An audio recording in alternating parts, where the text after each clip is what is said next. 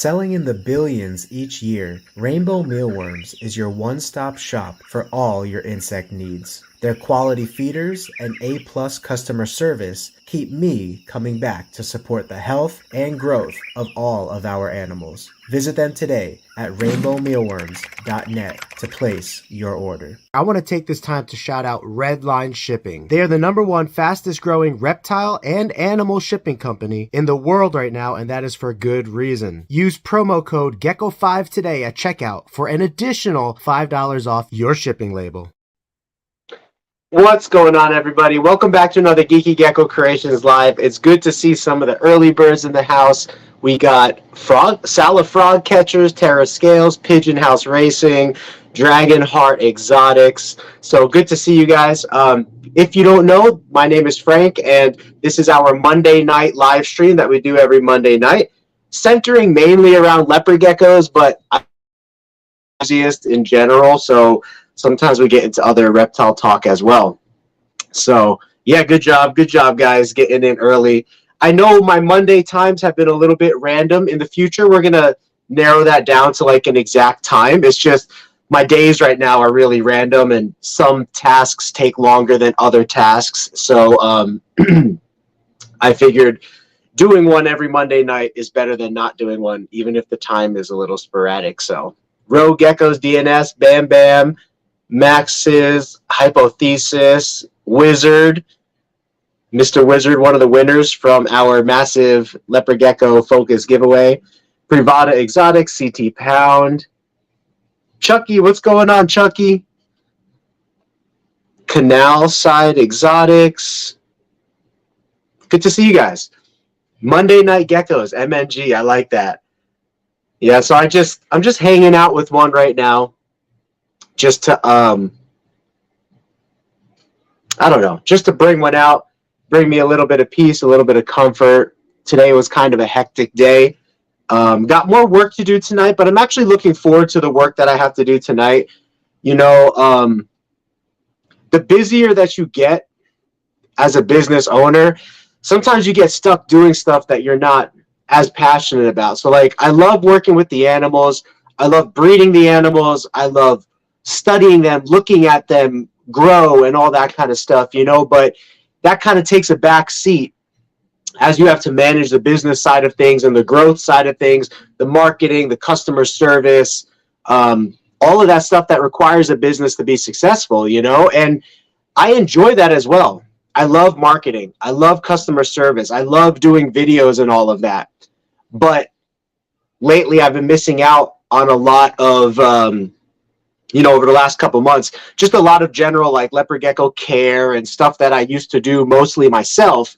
Now I'm kind of outsourcing all that work, which is completely necessary at this stage. I'm not saying that I can change that, because it's not possible to change at this stage right now, unless I was to hire like a full-time social media manager, marketer, customer service team, which is a lot of money. You're talking about hundreds of thousands of dollars in salary there. So that wouldn't work. I have to do that all myself. And there's nobody else that could do that for me right now. People can help. So like, I just have to take the brunt of that, and I have to outsource the work that can be outsourced, such as the cleaning and the feeding and all that kind of stuff. You know, that's the easiest work to outsource compared to like social media managing and all that kind of stuff. Yeah. So anyway, it's been a long day. My heart is like tired. My heart is tired from today. And you know what's funny? I was just watching, sometimes I get recommended random videos, and there was like YouTube videos on streamers that had like heart attacks live on stream and stuff. And I'm not saying I feel like that right now at all, but this is the first day in a long, long time that my heart actually feels heavy. Like, my heart feels heavy today, and it normally doesn't. No matter how much work I have, normally my heart doesn't feel heavy. And right now my heart actually feels heavy. It's weird. It's weird, but I'm not concerned health-wise about anything. Don't get me wrong. It's just tired, I guess. So anyway, I'm actually looking forward to the gecko work that I have to do tonight, because in some ways, that's much easier than taking care of the growth of the business. You know, being responsible to grow a business and everything that goes into growing a business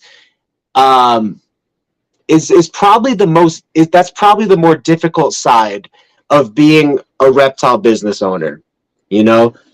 So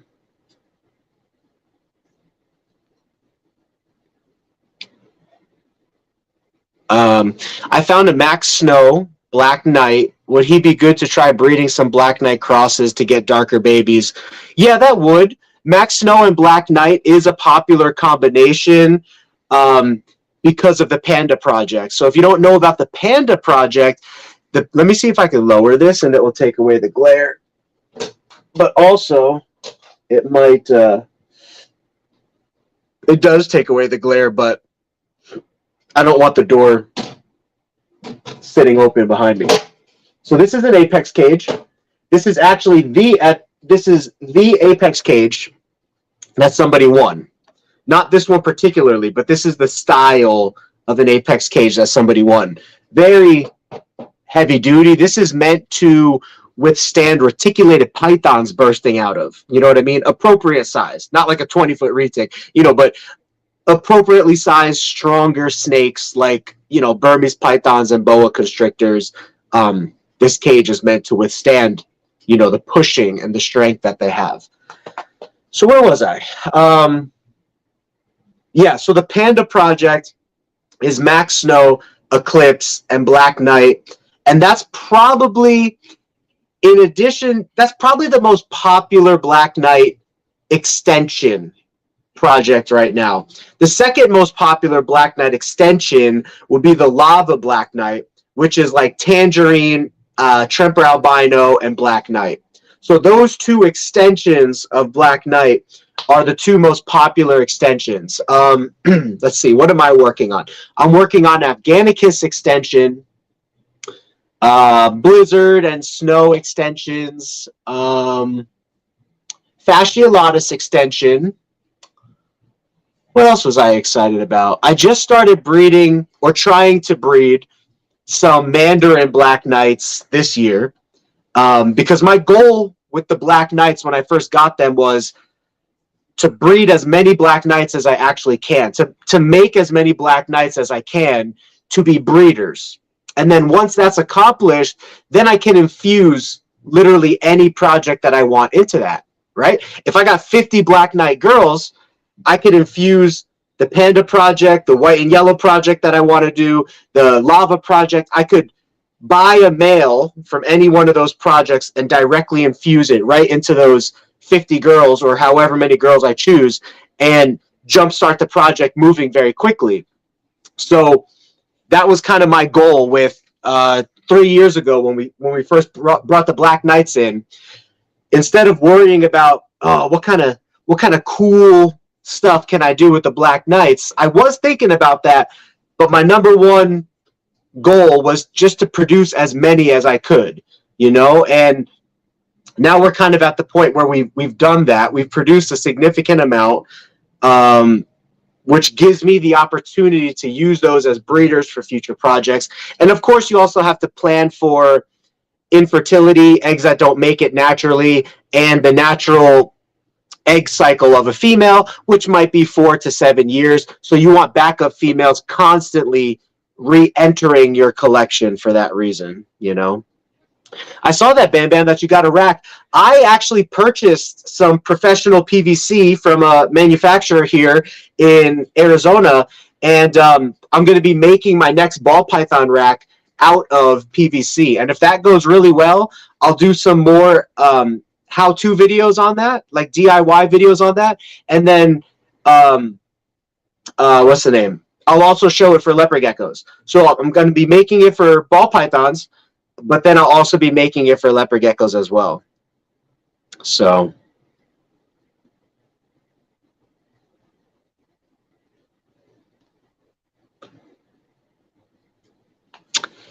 the next Reptile Super Show, I believe, is July like 12th or 20th. And then after that, the next one after that is August. So there's 2 reptile super shows, but I believe the Anaheim one is the first one, and that's coming up in July. So we already have our hotel rooms booked for that and all that kind of stuff. Hey, Frank, it's always nice to hear what you are working on. Logged on a bit late. I was cleaning some tubs and collecting eggs. That's awesome. See? It's the fun stuff, right? Franklin, what are your thoughts on Uromastyx? If you could have one species, which would you pick? So if you mean one species of reptile, it would have to be leopard geckos, even though my top 3 favorite reptiles right now are leopard geckos, tegus, and sailfin dragons. Those are my top 3 favorite species. But if you mean species of Uromastyx, I'm not too familiar with the different species of Uromastyx. I know there's like a giant Egyptian Uromastyx, which really catches my attention. But I also really like the more colorful ones. The ones that are like blue, orange, yellow. Those ones are pretty cool. And I'm not sure what species that is. So maybe you know what species that is. So yeah, I need to get some pure black knights. Yeah, if you're interested, we got some on our website right now. We got some black knights that are pure. We got some black knights that are outcrossed but are still dark. Those ones are really good because you need to infuse new DNA into the Black Knight project to to keep that project alive for a long period of time and not super inbred, which comes with more problems the more inbred the geckos are. They're smaller, they're less fertile. So outcrossing essentially is really, really good, especially for the Black Knight project, Tangerine projects, Bold Stripe projects, any project that's been really inbred over the years.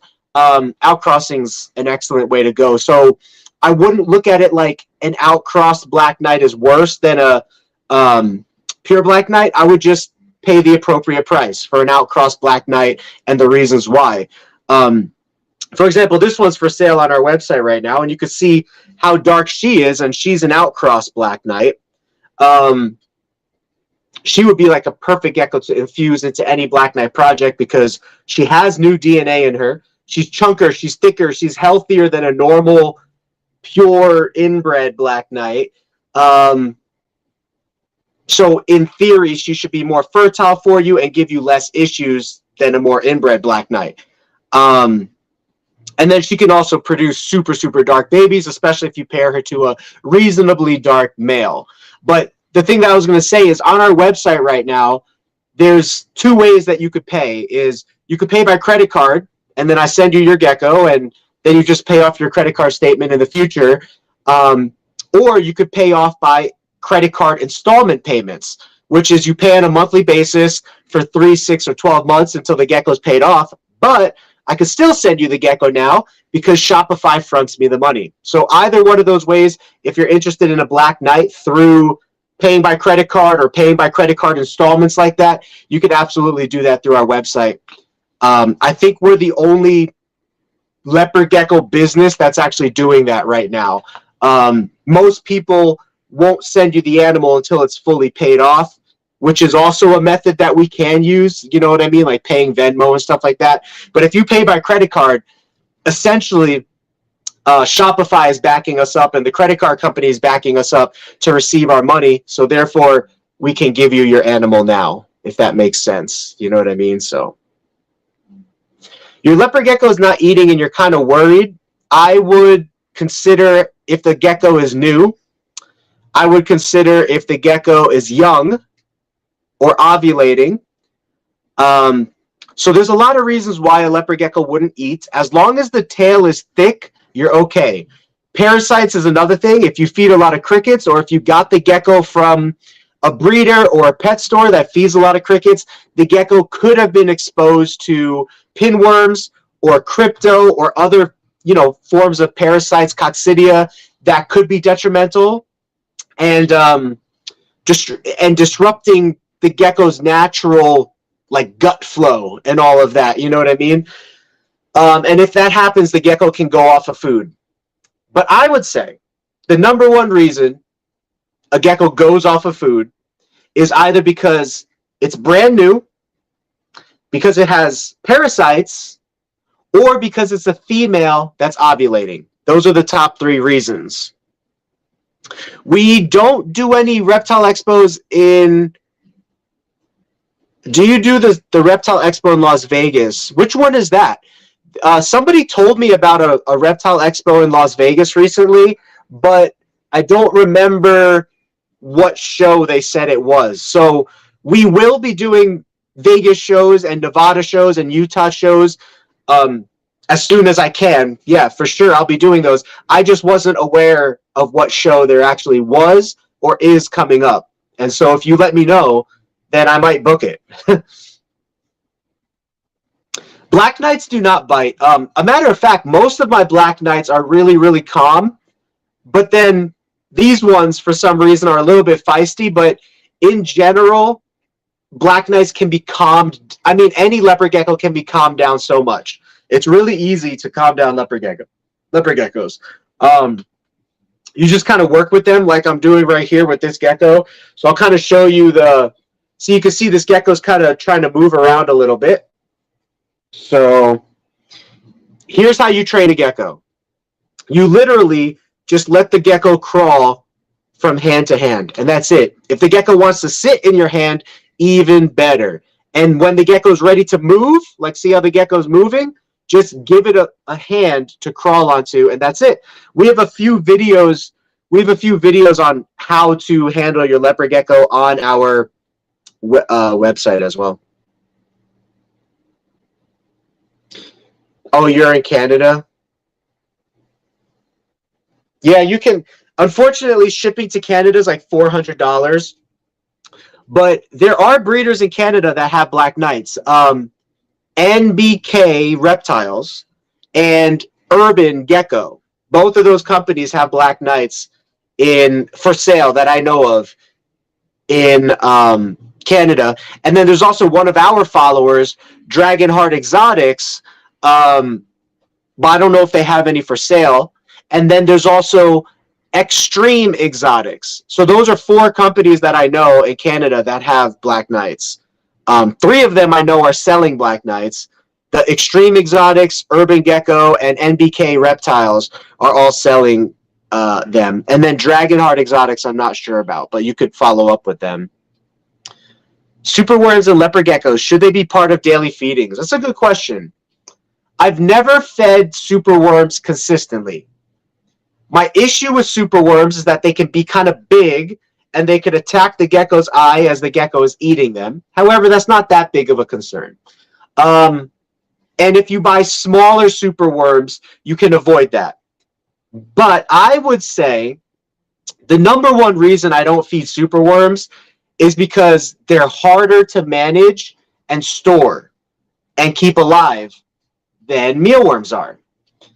And arguably, they both offer the same nutritional value because you're adding supplementation, or we are adding supplementation and vitamins to all of our geckos' feeding schedules. So no matter what we feed them, they're all getting a significant dose of vitamins and nutrients from the supplements that we give them. So we might as well feed them the cheapest, easiest, most affordable feeder to feed, because the majority of the nutrients is coming from the powder and everything anyway. And we've never had an issue. Other people who feed mealworms have never had an issue. There's companies that have been around for 30 plus years breeding leopard geckos that only feed mealworms and never have had an issue. So I think when it comes to leopard geckos specifically, mealworms is your go-to. But if you want to do superworms, I see no problem with that at all. I would just make sure that you feed an appropriate size superworm and not one that is going to fight your leopard gecko too hard or bite at its eye or something like that. And especially for younger leopard geckos, you really don't want them to have too big of a prey item, because the prey item might literally eat their way out of the gecko's body, or might literally eat the gecko while the gecko's alive in the cage if it's much bigger than the gecko. So those are extremely rare instances, but definitely can happen. Yeah. Thank you guys for the love. Latosha. Yeah, I think it was Reptilian Nation that someone told me about. Yeah, Reptile Super Show got canceled for Vegas, but we'll definitely be booking that. I want to book all the reptile super shows that I can. And then I also want to start making it to Texas shows. So Texas, we're on our way. And then actually, a matter of fact, this has just been a really busy year for me. But the next step that I really want to do is to pack up 50 to 100 geckos and fly out to different shows around the country. Once we move into a new leopard gecko facility, like we're working on moving into a reptile facility right now. Once that takes place, and once I have set employees that 100% are going to cover everything while I'm gone, including sales, including shipping, including social media, customer service, all of that, then I can start booking shows on the road, like that I'm actually flying out to. So that's going to be the next step. At first, I was like, maybe I'll get a van, or someone's here right now. Oh, I think it's Amazon. Hun, there's an Amazon package. Can you grab it before the sun melts it?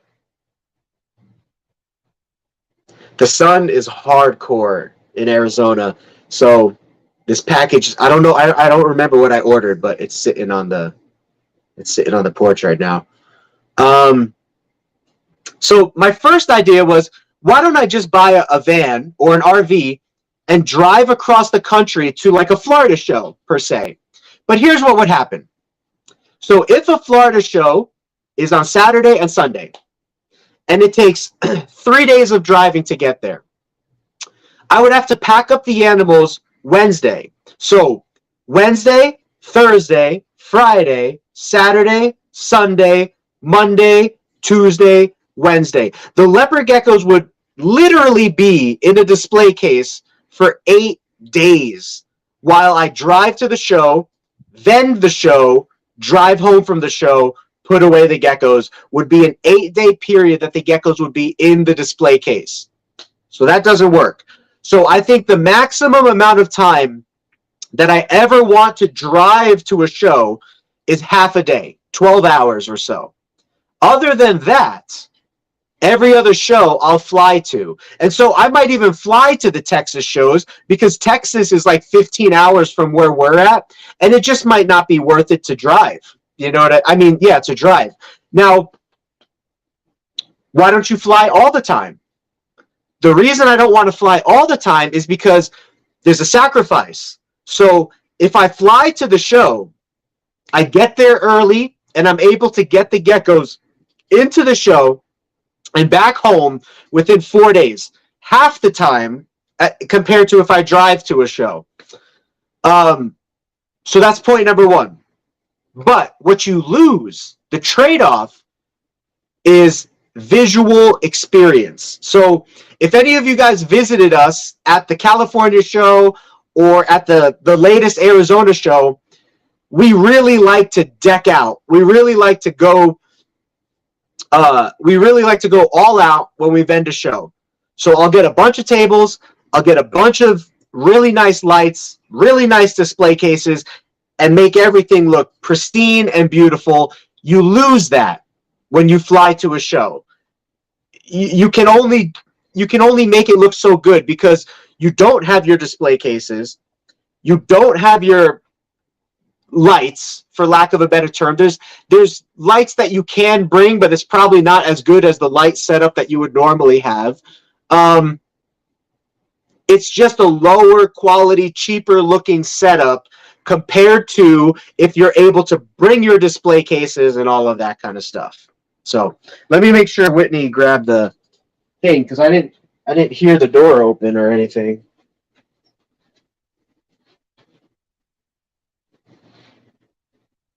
Hon? Did you grab the thing from the front door? Can you grab? There was an Amazon package delivered. I don't know what it was, just to be safe. Thanks.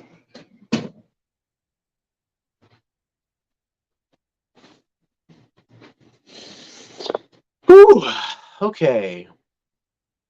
This is an Apex cage, yes. Superworms are not a good choice for regular feeding, but they are okay for snacks. Their exoskeletons are too hard for leopard geckos to digest. I would say as long as they're the appropriate size, they're okay. But I've never fed superworms as a staple, meaning 100% of the time. I did for a season feed dubia roaches as a staple for 100% of the time, and all of the leopard geckos developed armpit fat bubbles. So the amount of nutrients in a dubia roach must be significantly more than the amount of nutrients naturally in a mealworm. And so when the supplementation levels were kept the same, right? So you have mealworm here, you have dubia roach here. They were I both used the same supplementation when there was a mealworm shortage, and I used that for the dubia roaches. And I fed dubia roaches for 2 months, and at the end of those 2 months, I kid you not, I would say 90% of the geckos in my collection, and at that time it was a lot. It was a few hundred geckos that we had, and I'd say 90% of them had armpit bubbles, from adults to babies to juveniles to subadults. So whatever the nutrients level is in a dubia roach was outbalanced by the same supplementation that I used for mealworms. So the supplementation that I use for mealworms is a 3-to-1 ratio of calcium to vitamins. If I was to feed only dubia or like only superworms, then you might have to keep an eye on your gecko and adjust the ratio of supplementation based on what you observe. I always say this, and I will say this over and over and over again, because I go through this every single day with my geckos, with my tegus, with my sailfin dragons. Every single day, I do one thing. Do you guys know what that one thing is? I observe my animals for things that are going wrong. Because at any given time, something might be going wrong with an animal, and it could be based on lighting, ventilation, airflow, humidity, food, cohabitation, breeding, age. There could be something wrong with your gecko or animal in any one of those categories any given day. So the reason why it's so hard for me to leave for long periods of time or like go on vacation and stuff like that is because for the longest time it was only me that was observing thousands of animals every single day and every single week and looking for minute changes or things that are wrong. A gecko that's too skinny, a gecko that had a weird poop, an animal that threw up, an animal that's getting dominated in the cage. I just had this issue this week with my tegus. That's why I had to take an entire day out of my schedule and build a new tegu cage, because there were tegus that were different sizes living together and different sexes, male and female, and some were dominating others and outcompeting others. And then I separated them. And then when I separated them into their own groups of similar sizes and similar sex, there were others that were dominating others. So this is my first time trying to cohabitate. This year was my first time trying to cohabitate adult male tegus. And I talked to one of my friends out here that's a tegu breeder for 20 or more years, and he'll keep males together, he'll keep females together as long as they're compatible with each other. And my 2 adult males seem to be compatible, but they also looked annoyed with each other at times. So I wanted to make sure that I could separate them into their own cages. So I did that. But then I had 5 subadult male tegus that were living together. And this is the first time ever, this is the first time ever that I've ever seen a male reptile try to breed with another male reptile. And that's a problem for a couple of reasons. I'll tell you why in a second. But what I really think it was, I think it was either confusion because there's hormones in the air, or it was a dominance thing. It was one of the males trying to show dominance. Now, in the past, when I've seen certain reptiles try to show dominance to another reptile, they usually do it by sitting on top of the other animal or by trying to get aggressive with the other animal. So I've witnessed that before. But I've never, ever witnessed a male trying to breed with another male. And that's what was happening in my subadult Tegu male cage, which there was 5 subadults in there. There was 2 big ones and 3 that were a little smaller. The biggest one,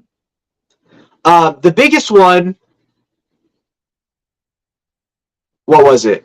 Oh yeah, so here's what happened. I noticed that the biggest one was trying to breed with like all of the littler ones. And so I removed him. I put him in the new cage, and I left the other 4 by themselves. But then, when the alpha Tegu was removed, the second biggest male Tegu started trying to breed with the other Tegus in that cage. So, I had to come up with a solution on the fly. I put the 2 big males together, and then I put I think it's actually, yeah, it's 3. I put the 3 smaller males together, and now we're fine. With the exception of one of the male Tegus is kind of lethargic in the cage. And he's not I don't see any signs of breeding that's making him lethargic. And the really weird thing is, I don't know if you saw my video about the Tegu that had like food poisoning or got bit by like a black widow or ate a scorpion or something. That's the same exact cage that this other Tegu is lethargic in. And the weirdest thing is, so now I've had 1, 2, plus 4. I've had 6 Tegus in that one cage. And I've thoroughly combed over that cage. There's no black widows in there. There's no scorpions in there. There's nothing that should be poisonous in there. Maybe, you know what, now that I think about it, there's a little mold growing on the side, but like not mold, it's like a fungus. There's like a fungus growing on the wood, but it's very small. It's very insignificant. But see, this is what I mean by observing your animals and trying to figure out what's going wrong with them. So 6 Tegus have been in this cage, and only 2 of them have experienced the lethargic issue.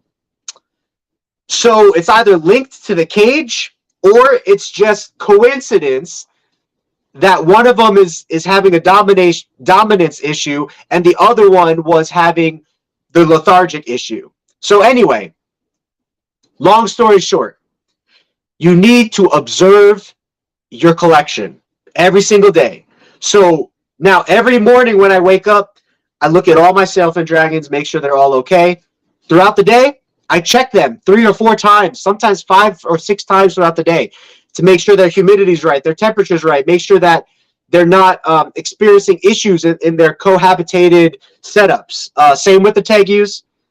Leopard geckos are a little easier because they're all isolated individually for the most part, but some of them are kept in groups, you know what I mean? And some of them get skinny. Females go off food when they're breeding sometimes and get skinny. And so there's a number of things that can go wrong. You know what I mean?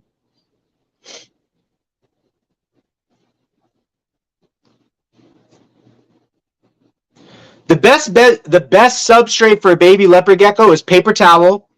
And then once the leopard gecko is a juvenile, I would move them to newspaper. The reason I really like paper towel is because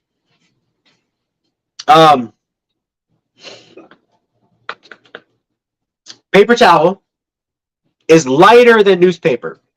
So if newspaper is wet, it might trap the leopard gecko under there. It's just the parent in me that's worrying about that. I've never had that happen, but that's one of the things that I worry about with newspaper is newspaper is a little bit thicker than paper towel, and it might trap your baby geckos that are still kind of weak. Second reason to use paper towel is because Paper towel is white, and if there's any issues with your babies in their first week of life, like vomit or discolored poo, you can see it very easily. Then the reason that I move them over to newspaper is because as the geckos get older, their poo gets bigger, their poo gets stronger, their poo gets wetter, and that's what newspaper is better for absorbing. So I would not necessarily suggest loose substrate for your babies, but then again, they're born in the wild into loose substrate. You know what I mean? They're born into sand. They're born into dirt. They're born into dust. I would not say that they're born into very, very liquidy sand. They're born into more of a dirt/sand mixture. The gecko's going to crawl up my head here. Hi, sweetie. Hi, baby. See, like leopard geckos lick everything. So, yeah. What was I saying? What was I saying? Yeah, I wouldn't recommend loose substrate, but then again, if you want to set them up, that's your prerogative, that's your choice. You can do that. It's not like it's illegal. It's not like it's 100% going to cause an issue. There are just some cases and some issues that might arise, and so that's why it's usually best if you start them off on paper towel. So thank you, Bishnoi. Truck is greater than van.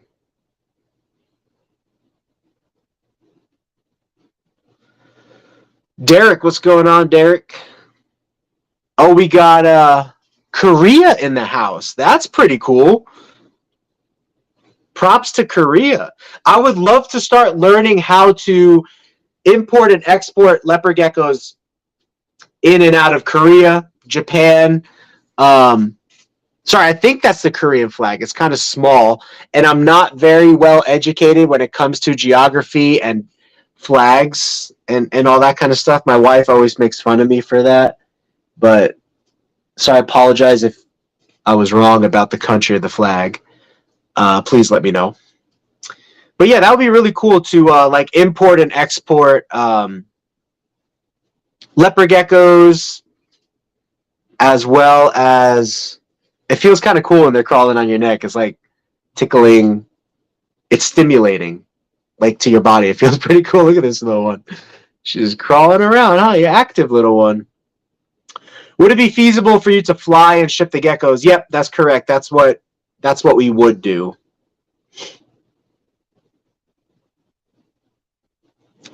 I got a snow leopard gecko. How do you know if they are underweight, overweight? Mine is currently a baby. So I would say if the base of their tail, you know, if the skinniest part of their tail, right behind their butt, if their whole tail is that skinny, then I would say that they're slightly, that's average, but I would say that they're slightly underweight for captivity purposes.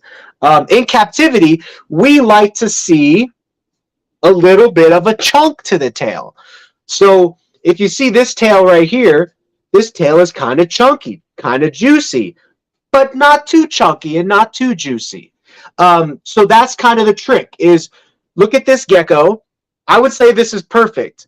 You want a nice, robust body, robust tail, but not too robust.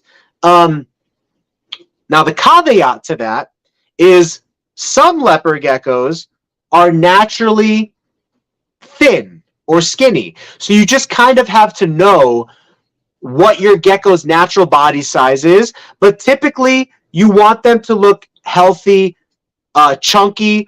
You just don't want them super, super thick. So this is probably the thickest that I would promote a gecko to be, like body size to mass ratio. You know what I mean? That's so I hope that helps.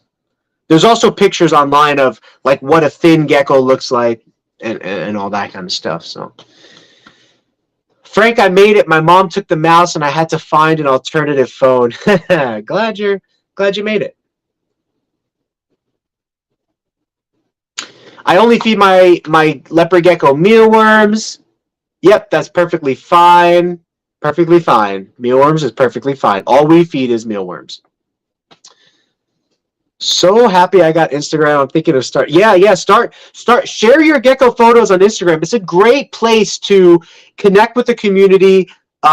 Share your passion of geckos and reptiles or any animal, and it's super fun. So I will be your first Instagram diehard followers.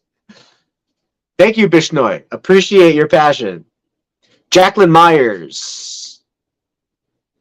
When did a Black Knight get on your shoulder? It was on there the whole time.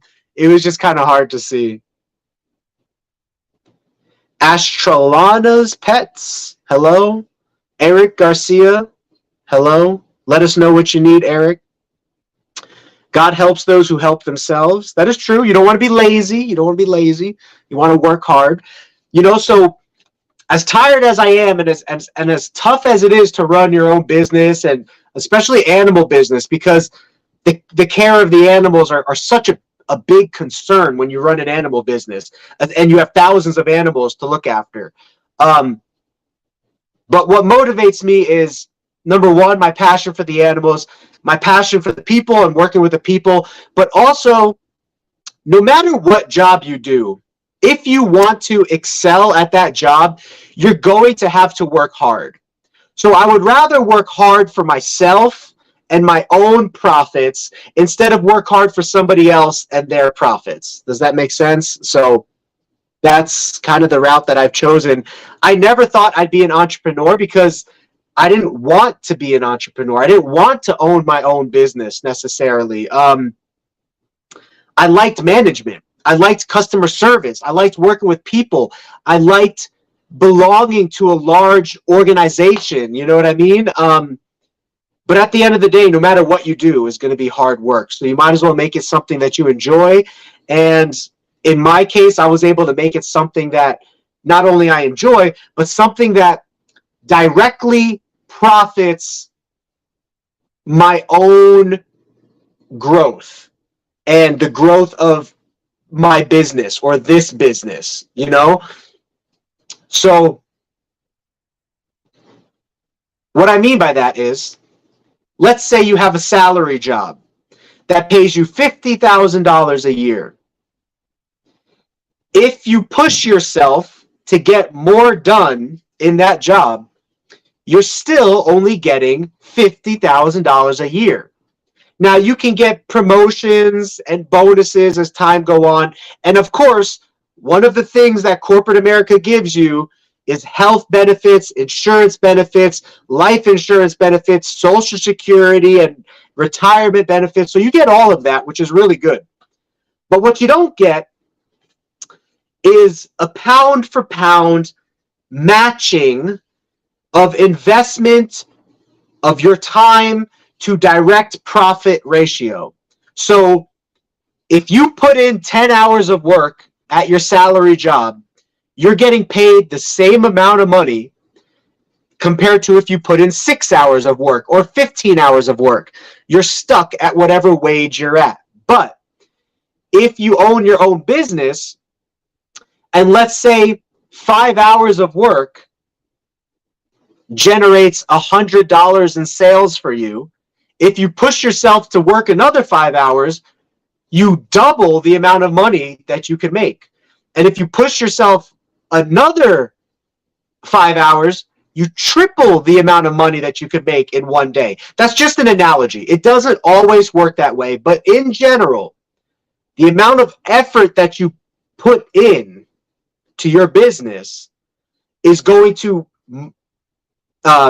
directly affect the output of growth and profitability that you receive. Now, there's one exception to that. The exception is corporate America takes really good care of you benefits-wise. And that is something that does not pay off until you're retired if you make it to retirement. So think about this. You could work for corporate America for 40 years of your career and die before you get to enjoy your retirement or any of the profits of your labor. Now, all of those profits will go to your family, your spouse, or whoever's in your will, so it's not wasted, but it did not directly affect your life and your opportunity to make decisions with that money. Kind of, it did, I guess. I don't know what I'm trying to say. I think you guys get it. Because maybe people don't care about spending the money themselves or growing their own business. All they want is their family to be secure and their family to be set for life and their kids to have their college tuition paid. And if that's what you want, corporate America is definitely a great way to go, because there's no guarantee that your business is going to make it. A matter of fact, I think there's a statistic out there that 95% of small businesses actually don't make it. So the chances that you find yourself in the group of small businesses that actually make it is 5%. You know what I mean?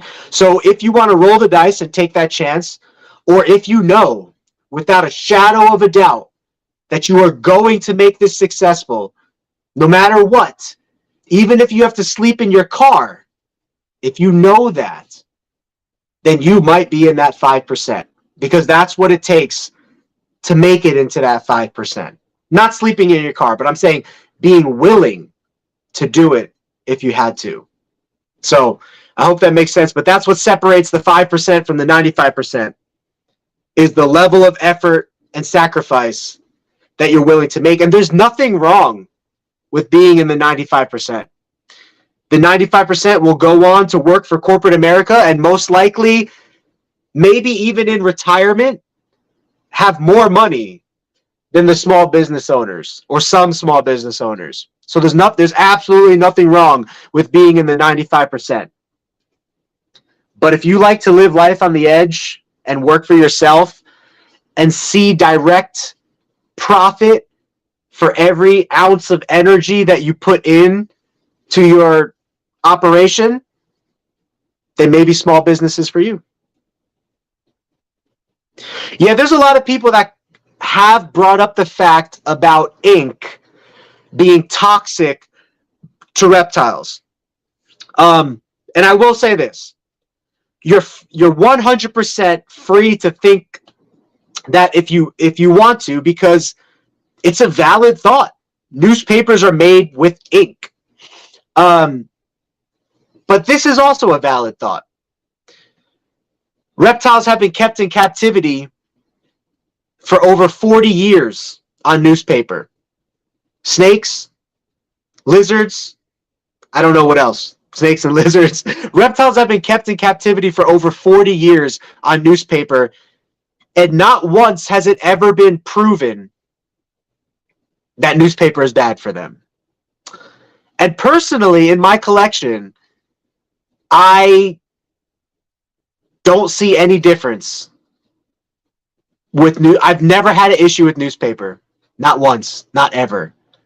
And I always use newspaper. I've gone through tens of thousands of newspapers and animals over the last 5 years that I've been keeping animals on newspaper.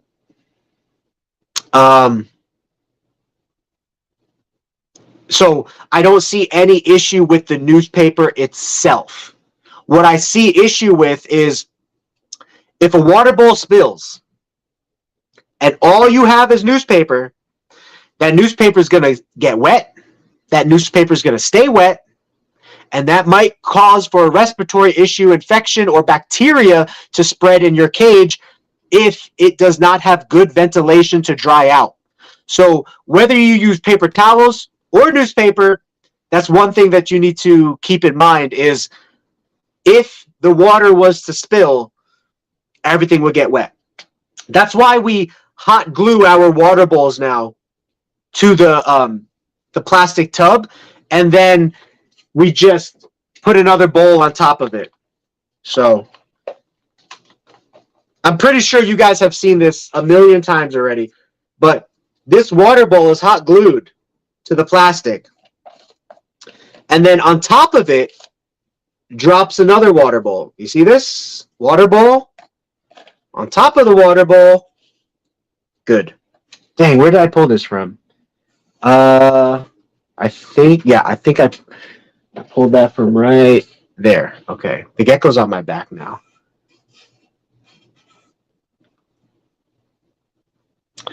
You know Frank's a professional when he casually gets a gecko off his back while answering questions. Yeah, watch this. I'm going to pull my shirt forward. And now the gecko's on my front. I always try to not grab the gecko by the tail or reach. If I can avoid it, I try not to grab the gecko behind me because it's hard to do that. And sometimes you might be forced to grab it by the tail. So if I do grab it behind me, I'm always trying not to grab it by the tail. But if you could like pull it down like this, and then watch, I'm going to gently move the gecko forward down my shoulder area. Well, okay, I was able just to grab it now, but you could also move it forward or grab it if, depending on what you need. Frank, I have an adult male Leo that we picked up that has really cool green coloration. The gal we got for him was unsure of his morphs. So green coloration tends to be called emerine in leopard geckos, and it's often seen in white and yellows, bolds, hyperzanthics sometimes, tangerines, clown. It's often seen in those bloodlines for the most part. But that's really cool because green is an awesome coloration. So if you have a green gecko, I would try to breed a clown to that gecko or some kind of other gecko that is also showing green coloration, and then you could continue to heighten the amount of green that is on your geckos. Hi, little one. She's my emotional therapy animal right now. I usually never need an emotional therapy animal. I just got super stressed today. I don't know. I mean, there's a lot of weight. Like I said, there's a lot of weight on my chest to make this business successful. And there's a lot of responsibilities that go along with that to make it successful. And finances is one of them.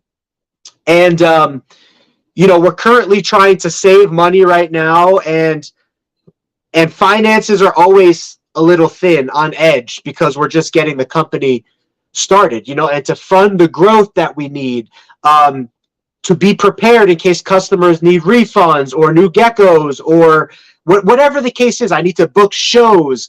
There's so much capital that gets tied up in any business, but specifically my business, that I'm always concerned. I'm concerned about money right now. There will come a time where money is not a concern because the business is flowing and bringing in so much that it's able to support itself and it's not that big of a deal. But right now it is. And so there was something that happened to me financially today that set me back a significant amount of money when I was already trying to be very money conscious.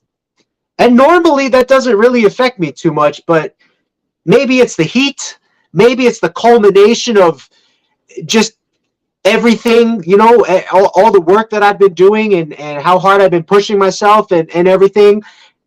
But it just took a strain on me today, and I'm just feeling that strain. That's why I'm kind of looking forward to just doing some gecko cleaning. You know what I mean? Just some gecko work,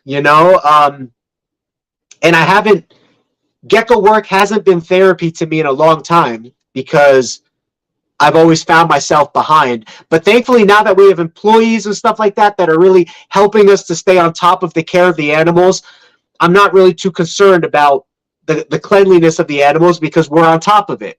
So the work that I do today is sort of like, it's work that needs to get done, but on a scale of 1 to 10, as far as it being an emergency, it's like a 5 or it's like a 5. So it's not like emergency work, which means that my brain can just enjoy the time that I'm putting into it and not worry about anything else, I guess. It, like all the other stuff that's stressing me out in the meantime. You know what I mean? So I actually had this conversation with my wife recently. I hope she's okay sharing this story with me sharing the story with you. But this is why communication is so important, is because sometimes we assume that other people get us or understand us, or sometimes we're just too tired to give somebody an explanation. But if you take that extra 2 seconds to give somebody an explanation, it could wind up making the biggest difference. How hot is it in here? It feels kind of warm. 85.5. It's because I have the blinds open. I'm going to close the blinds a little bit here, because I don't like it getting warmer than 85. All right, I'm going to end on this note and on this story. But so what I do throughout the day, my day is 24/7 geckos and customer service, or animals and customer service, marketing, expansion, SEO, anything. My day is 24/7 work. But I break up that day by taking breaks. And on my breaks, I don't focus on anything work related. And then I get back to work. Because at any one given moment, there's a dozen messages, customers, animals, or problems, you know, like I discussed with the Tegus and stuff. At any one moment, there's a dozen of anything that needs immediate attention or priority. And for that 15 to 30 minutes, sometimes 40 minutes that I'm taking a break, I don't worry about any of that. And as soon as I'm done with my break, I worry about all of that. You know what I mean? And I try to accomplish it all and get it all done. So the other night, I was on one of my breaks late at night. It's probably like 10 o'clock at night. I was on a 30-minute break at 10 o'clock at night. And then I was getting ready to put in like another 2 hours of work into the night. And I got in a fight with Whitney because on my break, I sat down to play video games on my break. And after that fight, I explained to her what made me so upset in the moment and how I did not communicate well to her what I was doing in that exact moment. Because she thought that I was sitting down to play video games to relax or have fun.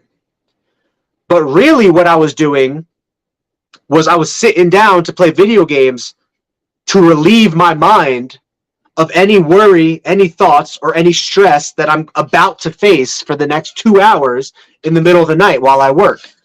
And so I explained that to her, that when I sit down to play video games or take a break, it's not me looking to have fun.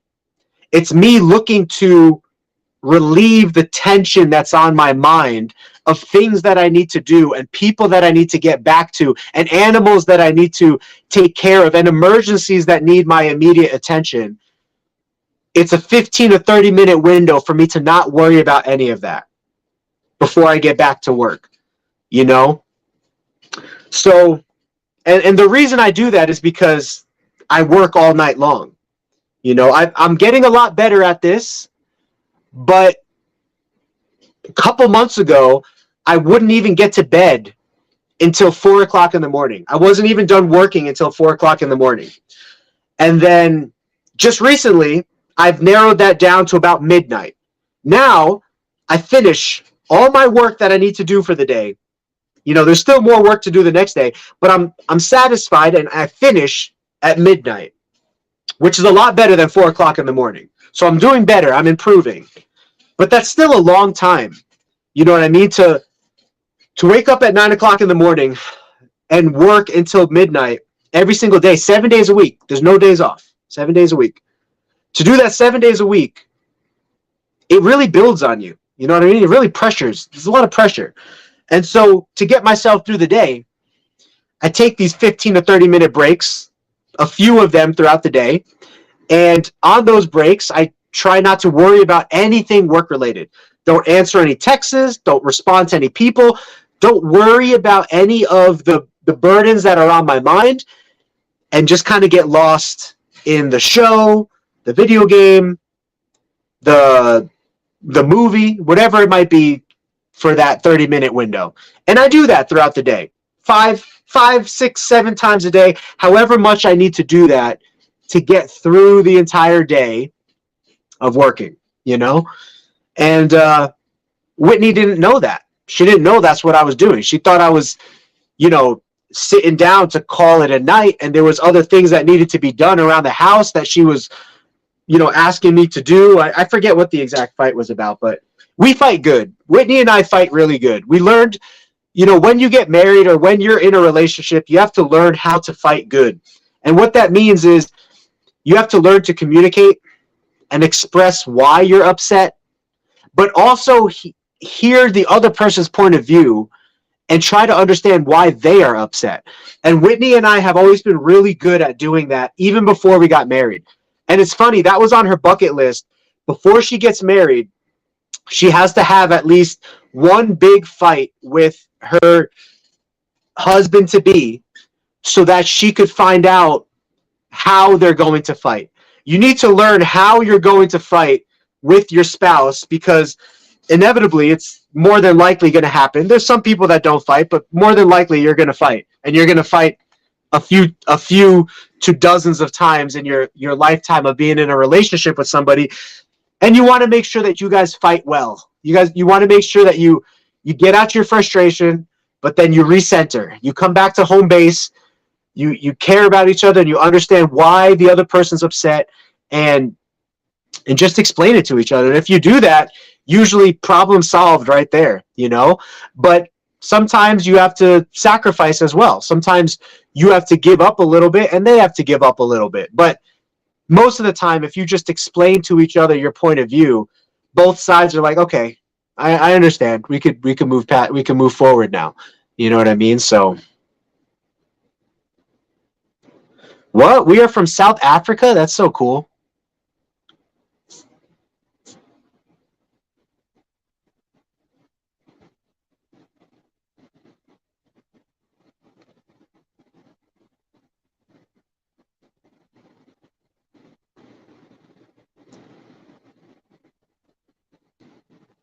I think my comments kind of jumped around. That happens sometimes. Zach Sumter, the Arizona homie.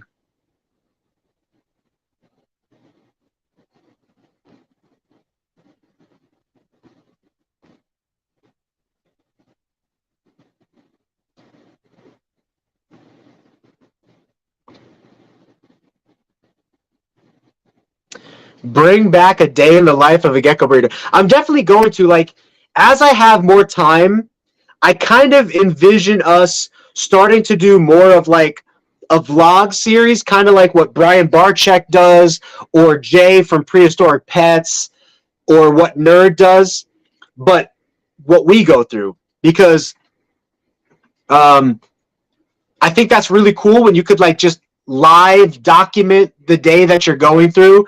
I just don't have the time right now to do that.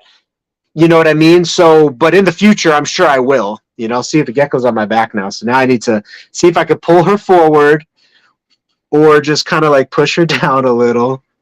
She's so sweet. Norman Davis.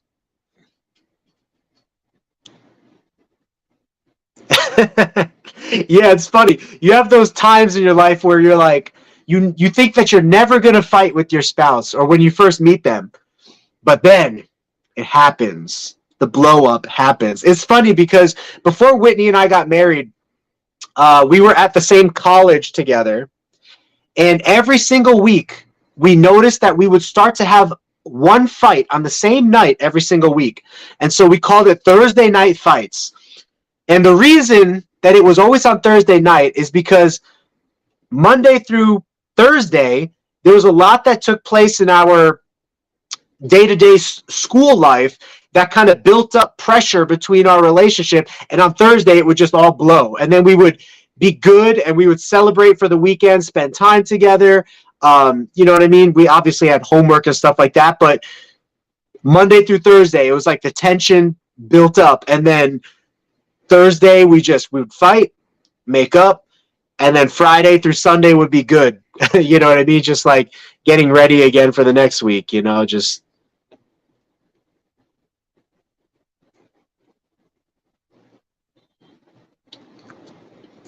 $20 more subs until I buy a Black Knight from you. Let's put Gecko Kingdom to the test, guys. I'll let you know if he buys that Black Knight. So it's pretty easy. You could go over to Gecko Kingdom's YouTube, click on their YouTube, subscribe to them, hit the notification bell, and then he could actually help relieve me of my financial burden right now, possibly with your guys' help because of that. So love Black Knights. Gonna keep working this project hard. What lighting or heat source do you recommend for geckos? It's actually a good question. So if you see this cage behind me here, I'm going to start to create a Leopard Gecko starter kit with Apex cages. In that Leopard Gecko starter kit, I'm going to recommend that people buy something called a mercury vapor bulb.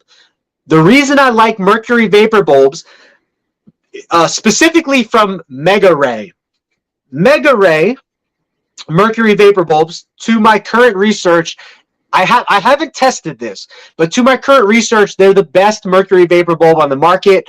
So what you might want to do is buy yourself a little $150 or $200 UVB reader and read the output of UVB under different lights, and you can see which lights perform better. Mega Ray performs amazing. So mercury vapor produces heat and UVB, and so if I was not a breeder, I would 100% do mercury vapor bulb for every single animal in my operation. But if you're a breeder on a budget, then I would either do room temperature, like I heat this entire room to 85 degrees, and I have a ceiling fan to make it even temperature, and I monitor the temperature, and I have a wind stopper underneath the door so that no drafts can come in. If you could keep a room at 85 degrees, that's perfect. If you cannot, then you want to use heat tape or heat mats to put underneath your gecko's cage to provide a 90 to 100 degree hot spot. You know what I mean?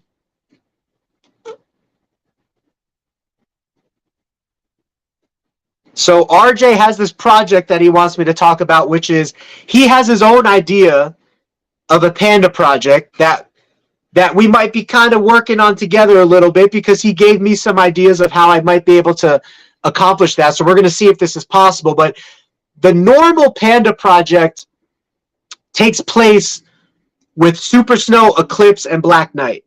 But I have this really interesting reduced pattern white and yellow gecko in my collection, and I'm going to breed a Black Knight to her and try to create a patchy panda effect with her, as well as breeding Black Knight into fasciolatus to create a reduced pattern panda effect. So the panda project that RJ is working on is by combining Black Knight with other geckos so that he can create like a patchy looking effect without the Eclipse necessarily. So that'll be interesting to see if he or I could accomplish that, you know what I mean? So I'm sure he just wanted me to mention that, but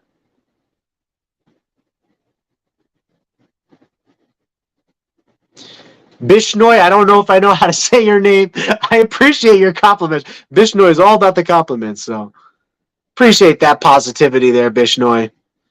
And I think you said that you were from Asia, so that's awesome to bring in. I love connecting with people from other countries that are into leopard geckos. So South America in the house, Asia in the house. A lot of times we get Filipinos in the house, so that's really cool. America, Canada.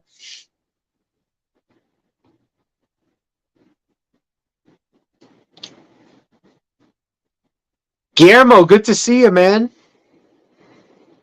Guillermo, you won something the other night in the giveaway, and then we couldn't connect with you. And then we thought somebody was posing as you. It was really hard for us to tell, so I apologize if somebody was not posing as you. But so in case you guys missed it too, one of the things that we did is I felt kind of bad for everybody that attended that live stream and did not get to get anything back from it, because it was like a 3-hour live stream. So right now, from now until forever, there's going to be a $50 discount on any gecko of your choice that's over $100. And that discount code is 100K50. 100K50 at checkout. And you could get $50 off any gecko once per customer, to celebrate our 100K giveaway. So anybody who watched the 100K giveaway back, or anybody who was there at the 100K giveaway but didn't win anything, could use that code. You know what I mean? And yes, you are correct. Only Jesus can truly give us what we handle. I feel like there was a time in my life where I really dove into the Word of God and prayer for relief from stress, and that definitely did work. But right now I'm kind of struggling with that a little bit, as far as like my commitment to that, for that to be my first response. Russia in the house, that's pretty cool. But I know I need to get back to that being my first response for sure. My first response today was frustration, and I started yelling, and I think I scared my cat. And then I started punching the couch. And so when my wife came home from work, I told her, I was like, we need to get, as soon as we have the money, we need to get a punching bag so that when I'm frustrated, I could just hit the punching bag. Now, although I think that's good to release your frustration through physical means, running, biking, punching bag, like Guillermo said, Christ is the true release from pressure when all else fails, including the punching bag. And I have definitely experienced that in my life, and I can definitely recommend that, so. Have you thought up on the project idea? We could add a tangerine banding into it. Yeah, I think you were mentioning a project to me, if that was you, Gecko Kingdom, about the banding. And then you want empty space in between the banding, like no spots, I think you were saying. I'm not sure if that was you, but yeah, that's really cool that we have like multiple countries in the house. DSM. Yeah, thank you, Kelly. God has never failed me before in the past. And I try to keep this on the forefront of my mind, that when I'm working every single day, I'm working for the Lord. And so no matter how good or how bad my business does that day, I just put all my trust in the finances of God. And sometimes it's hard to make that my focus and to remember that in the moment. But I know at the end of the day, I can reflect and I can be like, you know what, Lord, I know that you're going to help this business to be successful no matter what. And you're going to allow it to be successful to whatever degree you want to allow it to. And I don't care. I'm okay with that, because the number one most important thing in life is other people, caring about other people, loving other people. And so no matter how profitable or non-profitable my business winds up becoming or is in the moment, the number one thing is loving people and supporting people and preaching the gospel to people. Like, that's the number one most important thing. Being a friend, you know what I mean? Everything else comes after that. You know what I mean? So you kicked over your wax room container. Sorry, we're sending positive thoughts and energy your way to clean up that mess with a smile on your face. You know what I mean? That was one thing I used to do a lot of before. There was a time in my life where I was a janitor. And I told myself, do everything as if you're doing it for the Lord, right? If you're cleaning toilets, clean toilets for God. If you're selling geckos, sell geckos for God. Like, no matter what you're doing, if you're a student in a classroom, be a student with the love of God in their heart, you know? And if you can do that, I think you'll find so much more satisfaction in life, because then it's less about how much can I get out of life. And it's more about how much can I give? Because there's no limit to how much you can give, but there is a limit to how much you can get. I'm gonna end this stream on one final thought. Do you think Jeff Bezos goes to bed satisfied every night, knowing that he's the second richest man in the entire world? I would say no. I would say that Jeff Bezos goes to bed every night thinking to himself, how can I beat Elon Musk? How can I become the most richest man in the world? And even though he's the second most richest man in all of history, out of every kingdom and country and land that has ever existed, Jeff Bezos is the second richest man in the entire history of humanity. I bet you he still goes to bed dissatisfied because he is behind Elon Musk. And so if you are always trying to get, and build without giving back, I truly think you're never going to find satisfaction.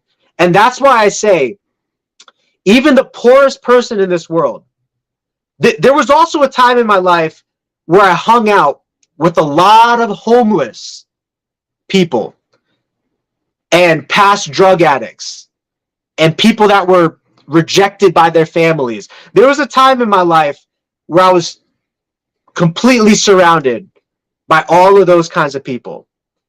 And in that moment of my life, I almost found the most satisfaction, because hanging out with those people and seeing the joy that we both could experience over a flower that's growing on the side of the road, or over a soda that you don't normally get to get, or over a meal that was given to you by somebody else when you don't have any meal. When you get to see the fulfillment that somebody receives from a free meal compared to the disappointment that Jeff Bezos has because he's the second richest man in the world to Elon Musk, and he's missing that level of power above Elon, there's just something in, what am I trying to say? There's just something in the satisfaction of not having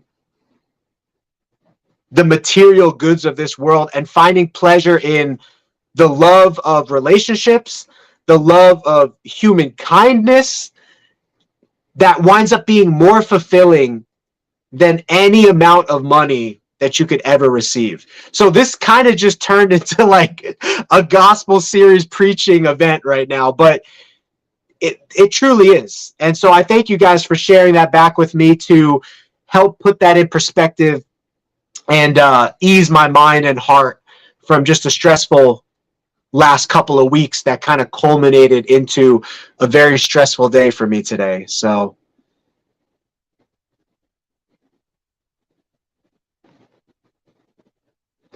I appreciate that support, guys. Believer or non-believers, your love and your scriptures, they mean a ton to me. So you can see I'm getting a little teary-eyed, because I know that that truly is the most important thing, you know. And for all the trouble that I have potentially caused people out there, for, you know, just being sometimes divisive, you know what I mean, and being what is it? What's the word I'm looking for? Not combative necessarily, but difficult. You know what I mean? For being difficult to deal with, or giving people a hard time, you know, like other breeders in the leopard gecko community that might have been giving us a hard time, but I was giving them a little bit of a hard time back, and I didn't have to do that. You know, I'm sorry for that, because at the end of the day, whether I'm right or not, or whether I had a reason to defend myself or not. I truly think that that's not the most important thing. The most important thing is not me being right. The most important thing is not me defending myself. The most important thing is me showing others love and compassion and kindness. And I didn't always do that with some of the people that were kind of challenging us in the beginning of our YouTube career, or however you want to put it, when it came to certain topics. You know, salvation and God's love and showing the nature of Christ is the most important thing. And so for that, I'm truly sorry, you know. And moving forward, it's my goal to not do that, to not get hostile, to not call other people out, you know what I mean? To not defend my pride or myself, you know, because that's not what was truly the most important thing in life. You know, you guys are the most important thing in life. People, love, compassion, gentleness, kindness, self-control. You know what I mean? That's the most important thing in life. And so thank you guys for being there for me, for supporting me. I know some of you guys might not even be believers in Christ, and you might even be turned off by this a little bit, but you can see how real it is to me, the faith that I have, what I believe in. I'll never try to force you to believe in God or believe in Christ, but believe in kindness, believe in love, believe in passion, and just know that the reason that I try to operate in that way is because God has operated in that way towards me and ministered that to me through what he did on the cross through Jesus Christ. So that's why that's a big part of my life. And that's why I can't be ashamed of that necessarily. I understand that people aren't going to agree with that. I understand that not everyone's going to believe that. But I would like to hope that through the love and the actions and the reasons behind why I do what I do and how I do what I do would maybe touch somebody or minister to somebody and wind up bringing them closer to the God that has given them life and sees so deeply inside of their spirit and their soul of who they are that he knows them a million times better than you can even know yourself. And he will help you get free from the burdens of yourself and the chains of yourself that weigh you down, whether that's pride or ego or lust or whatever it might be. He can definitely free you from those. So I think I'm just going to end it there. I really appreciate you guys, my little Christian support gecko right here, and our Leopard Gecko family. Thank you guys for being here with me during this live stream. I hope to bring many more live streams and gecko content and reptile content. You know, I was just thanking God the other day. I was like, I was stressed out running around doing a whole bunch of stuff, trying to complete a whole bunch of things for the animals. And I was like, you know what, God?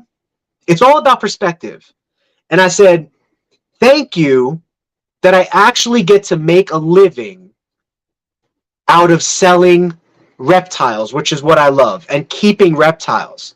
You know, I don't know if I could ask for more than that.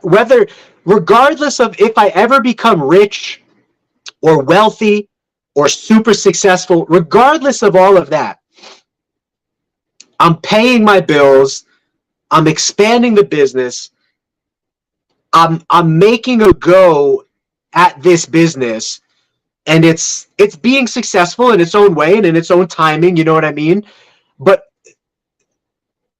I'm doing all of that, and even though my day is stressful, I get to do all of that with reptiles, which is something that I love to do. And God has known that I've always loved reptiles in my heart ever since I was like a little kid, you know, flipping over rocks in the creek, looking for garter snakes, you know, and all salamanders and all kinds of stuff. So I think it's just truly amazing that Whether I'm rich or not is not the goal, but just being satisfied and being happy with what I'm doing and making others satisfied and making others happy with reptiles and gecko content. I think that's really all that I can ask for. So thank you guys from the bottom of my heart. I really love you guys. Thanks for being here. Thanks for sharing the scriptures. I'm going to try to look those back over in the live chat and read those over. And until next time, guys, have a Geeky Gecko great day. I love you guys, and take care. Peace.